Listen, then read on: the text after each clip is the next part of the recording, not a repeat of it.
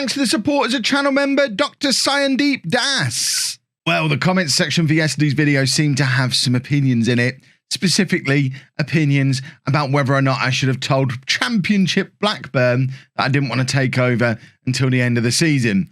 Thinking about it, you might be right. Maybe I was getting a little bit too big for my boots doing that, but sometimes these things work out okay.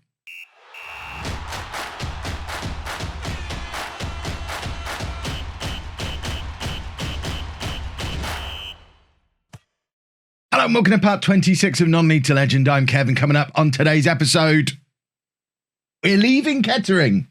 I have been offered a job at a club that I want to go and manage that is going to pay me more money. But this is YouTube. I'm not going to tell you that straight away. You'll find out exactly where I'm going a little bit later in the video. First, we'll have a look at the story that got us there and also how things have been going since the last video, because a little bit of time has passed. As you can see, it's now Wednesday, the 25th of January. So we have played a few more games. We did have a few wobbles off the back of those initial job interviews, probably because I was taking job interviews and the players were a bit like, Kev, I thought we were building something here.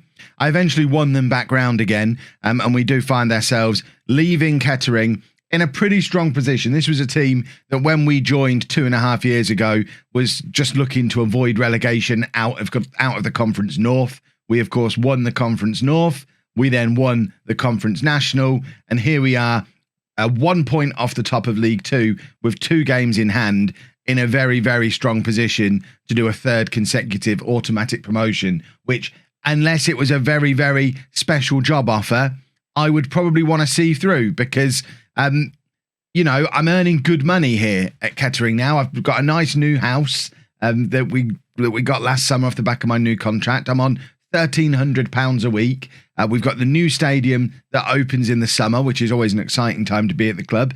And things are going well, which is why I was a little bit tentative with Blackburn, because although the Blackburn job was interesting, I don't know if it was interesting enough to completely abandon the project that we've got going here at Kettering, because Blackburn find themselves, and although they're in the Championship, when I had the interview, they were down in 16th place. You can see they've had a little bit of a recovery, but at the time they were closer to relegation to League One than they were promotion to the Premier League. And I look at them and I look at Kettering and think, well, we're pretty close to League One as well. My long-term reputation is going to be better served by having a promotion than having a relegation battle that goes successfully. And we learned that last year when we left Kings Lynn possibly a little bit too early, went to Bristol Rovers and ended up playing in the same league as them. And I didn't want to make that mistake again. So that's why I kind of put Blackburn off. And in the end, they did decide to go with somebody else. They went with a club legend. Or he's not actually a club legend. He is their Premier League winning goalkeeper, though, Tim Flowers, who obviously has a previous relationship with Blackburn. I was a little bit surprised that he doesn't show up on the legends, icons, or even favoured person. Oh, no, he isn't. There you go. He's an icon. He's a Blackburn icon. So ultimately, I was up against a Blackburn icon. I think even in the circumstances, if I'd have said, yeah, I'll start straight away and I'll do it for free, I think if you're up against a club icon, you're probably not going to get that job. So, like I say, these things tend to work themselves out. I don't think I was going to get the Blackburn job regardless. But the job Tim Flowers had before was an interesting one, because Tim Flowers was the manager of Peterborough. This is the Peterborough United that I support in real life, that I've never managed as part of Non-League to Legend before, and that currently find themselves in a League One promotion race. At the time he left, they were 4th. They've obviously dropped down a little bit because he's left, but still very much in the hunt for the playoffs. 8th place, just 3 points behind Rotherham, who are in 6th place at the bottom of the playoffs. And they came knocking. And not only did they come knocking, the interview went really well, and they've offered me the job.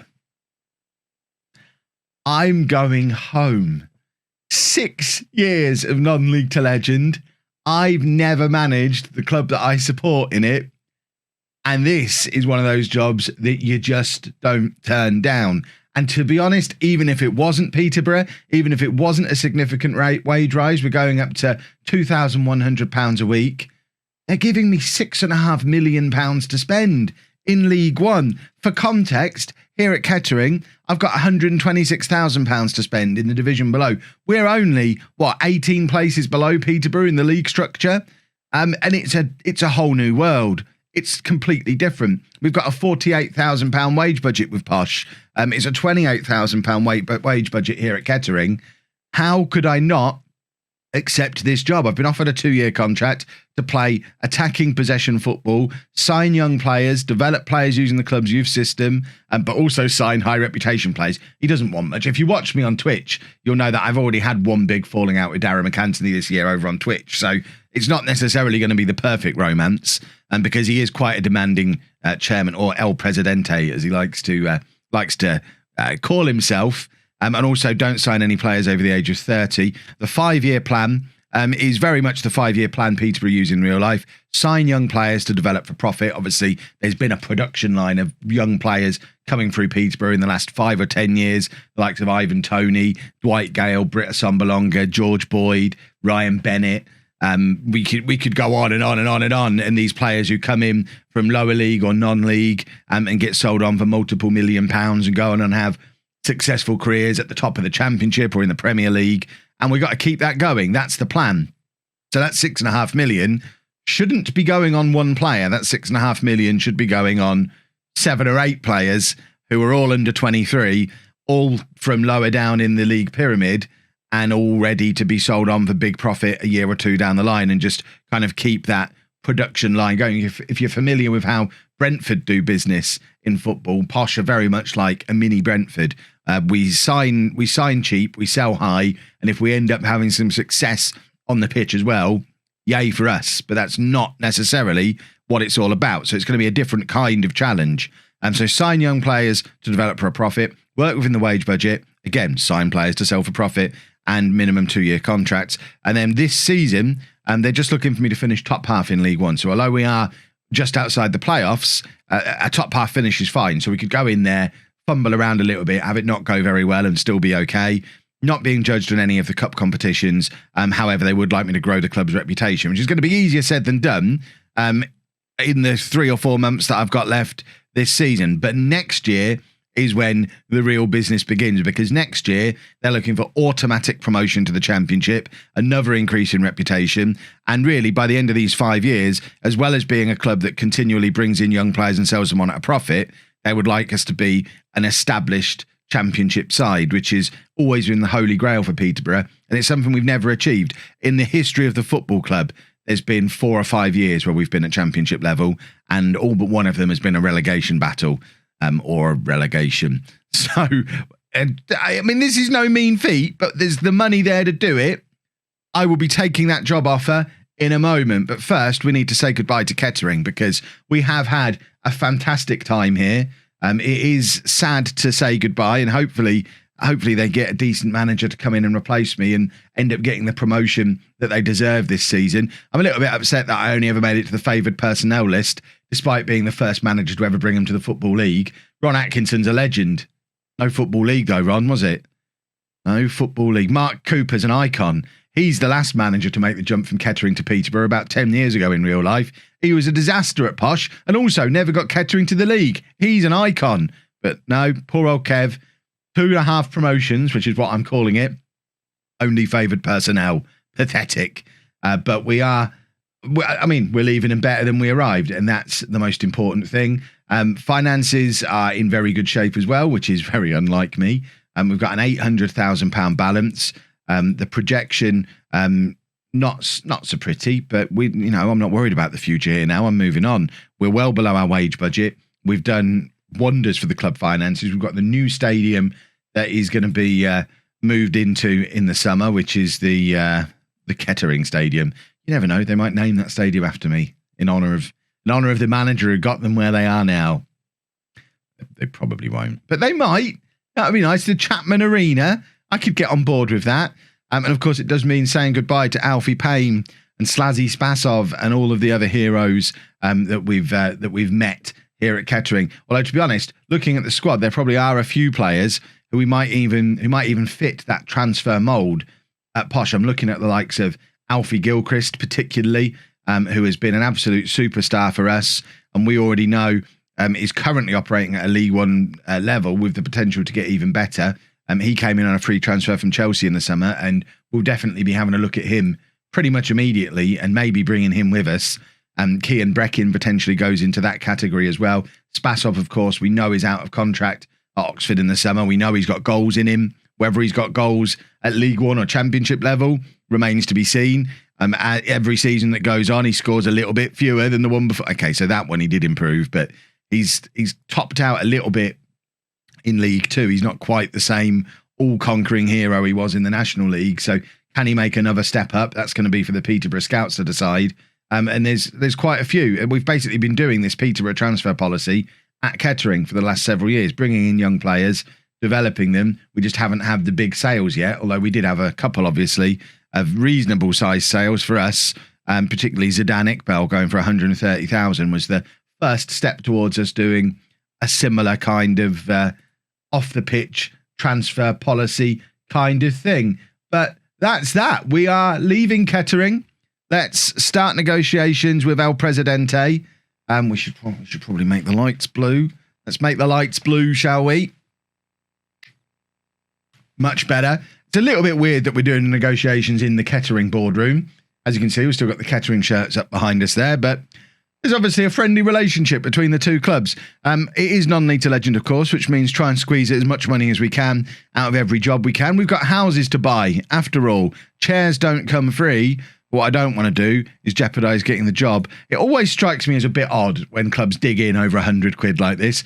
Fine, I'll take 2,100. I was going to take it anyway, but you could have given me an extra 100 quid. You're a millionaire. Is it going to hurt you that much? But here we go. We are still... Oh, hang on, what have I done wrong here? I've accepted the job offer. And... ta-da! Peterborough United hire Chapman. In a move which is sure to spark plenty of heated debate, Kevin Chapman has left Kettering to join Peterborough. Now we're at Posh. Now we've got the Posh shirts behind us. Questions will be raised as to why Chapman has made the decision to change jobs. But, well, not really. I'm a Posh fan and it's a bigger club in a bigger league. Anyone who's asking questions doesn't really get it, I don't think. But he'll face pressure to bring immediate success to the Western Home Stadium, given his former employers and previous standing. Dean Smith was considered the favourite for the job, but it is unclear whether the club favoured Chapman all along. Kettering will now be looking for a new manager. Kettering will be paid £85,000 in compensation for Chapman, yet they wouldn't give me an extra 100 quid. Ridiculous. Chapman, a Vanarama National League Manager of the Year winner in 2022, brings a blend of experience and proven credentials with him to his new job. I like that. Chapman has earned himself a reputation for signing players under the age of 23, which I think is what got me the job, to be honest. That and the fact I was a fan, and appears to be a great fit for the club's current vision at Western Home Stadium. And I think that is a new FM21 thing as well. So that stuff never has really been mentioned in the past, but I think that was a key. Chapman lifted the Vanarama National League with Kettering in 2022 and will now be afforded the chance to enhance his reputation by bringing success to his new club. Peterborough are on a poor run of 5 league games without a win and find themselves in 8th place in Sky Bet League One. Peterborough have drawn 4 of their last 5 games in the league. So it does make me wonder, is that £6.5 million budget because they've just sold their best player, which is why form has gone wrong? We're checking on that in a second. This is all the stuff that we are already aware of. So looking at what I know from real life as to who should be here, I'm noticing there's no Siriki Dembele on that list. We have got Clark Harris and Schmodic, though, who were the £2 million plus signings for Peterborough in real life this summer just gone. Reed and Taylor. Jack Taylor in midfield is crucial. There's no Frankie Kent at the back. In fact, the whole of the back, Fraser Blake Tracy's in, but the rest of them looking a bit iffy. And we had issues with this goalkeeper on Twitch and ended up releasing him for free. And he's actually leaving on a free anyway. So a goalkeeper is a desperately high priority looking at that, because it doesn't appear that there is one. Let's confirm all of that, jump in and see what's gone on with these transfers and work out what's gone on here. So they've only sold £2 million worth of player this year. So there is Siriki Dembele leaving to Hibernian. We noticed he was gone. No other major transfers this summer. And that money was reinvested in this guy, Mads Andersen, a 25-year-old centre-back that looks like a pretty solid signing to me. So Previously year, though, £12.5 million of player sales. So this is where this budget has come from. And the huge bulk of that has come from two of our two best young players in real life leaving the club to go to Premier League under-18 sides. Ronnie Edwards has gone to Aston Villa under-18s for 1.1 million. And the big transfer was Ricky J. Jones going to the Everton under-18s for over £11 million. What a piece of business that was. And that's the money that we're going to have to reinvest. Now, there's £14.5 million in the bank. We've got that big transfer budget we talked about before. We are over the wage budget. So, I mean, you would think that's an easy fix. Are we up against the wage cap? What kind of poor, pathetic manager? It's the wage cap. I mean, unless there's transfers going on that's stopping that happening. What's all this? What's all this? Why are we trying to bring in players? Forget all this. We get some money in for Ivan Toney again. We can get another 2 million here for Ivan Toney. How's he getting on at Brentford? I'm taking that 2 million's coming in. I was going to say immediately, but actually thinking about it, it's the 25th of January. We've got 6.5 million to spend. Am I going to spend all that before the window closes? Or should I save the Toney money for the summer, maybe? I mean, my immediate thoughts are we definitely need a goalkeeper. If we have a look at the team report, we have nothing in the way of goalkeepers, really. So why do we not have a goalkeeper? What's happened to Christy Pym? When has he left? He's gone to Swindon. I don't know why we've not got a goalkeeper. That seems insane. Oh, Jamal Hector Ingram, a non-league to legend veteran. Or was he at Bourne? He might have been a Bourne veteran, actually. Yeah, we need a goalkeeper for sure. And other than that, the squad is looking pretty good. I think it's a squad that could probably get promoted if it just had a goalkeeper. So maybe another striker, because we've only really got the one striker. With Sammy Schmodix at the club, we're definitely going to have to play something with an attacking midfielder, because that is pretty much all he can do, but he's very good at doing it. As you can see, we're way in with goals. So probably looking for a 4-2-3-1, a diamond maybe. What have we got in the way? We've not really got much in the way of wide players, so maybe we're leaning towards a diamond because there's some decent central midfield talent, not much out wide, but we don't really have a second striker to go with a diamond. So there's definitely some shopping that needs to be done here. Who do we play next and when do we play them? Rotherham. My word, that's a big game. And that is today. We face Rotherham, who are the team we're chasing. We need an immediate result with the squad that we've got. And then we've got a week, basically, before the window closes to bring in the players that we need to get us back in a promotion hunt, if that's what we're actually planning on doing this year. Right, review ongoing negotiations. I don't even know how I can do this because these aren't scouted. I think he might be brilliant, but with attribute masking on and no scout report, there's just no way of me knowing.